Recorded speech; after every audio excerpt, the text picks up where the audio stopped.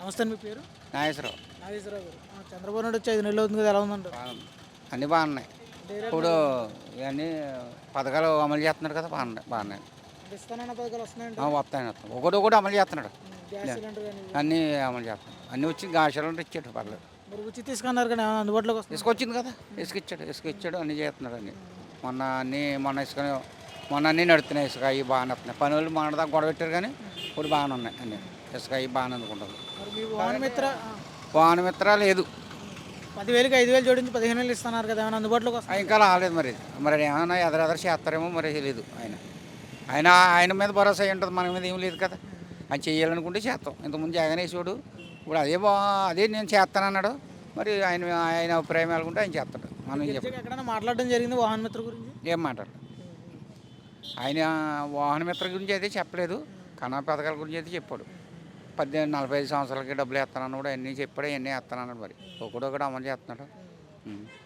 50 సంవత్సరాలకు పింఛన్ ఇస్తానన్నాడు బీసీలకి. ఇంకా లేదు, అది కూడాను ఇస్తారంట. మరి అడగడం జరిగిందా మీరు 50 సంవత్సరాల పింఛన్ గురించి? అడిగితే ఇంకా అమల్లోకి రాలేదన్నాడు. రోడ్లు వేయడం కానీ కేసుల విషయం కానీ రోడ్లు ప్రాబ్లం.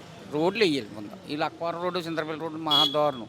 అలాగే సైండిపల్లి రోడ్డు, ఇవన్నీ రోడ్లు ఉన్నాయి. రోడ్లు వేస్తే మా ఆటోలకు చాలా ఆనందింటారు. అది మరి నేను వచ్చిన రోడ్ల మీద దృష్టి పెడతానన్నా కదా, ఇంకా పెట్టకూడదు అన్నాడు. మరి చేయలేదు ఇంకా. మరి రోడ్లు ఏం చేయాలి, పథకాలు ఇచ్చిన రోడ్లు ఇస్తే సరిపోతుంది.